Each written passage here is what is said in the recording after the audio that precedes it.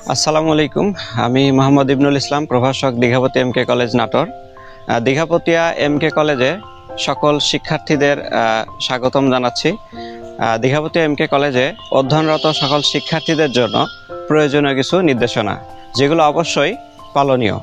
তো প্রথম নির্দেশনা হলো, শিক্ষার্থীদের অবশ্যই কলেজ ড্রেস পরে আসতে হবে এবং কলেজ আইডি কার্ড সঙ্গে রাখতে হবে।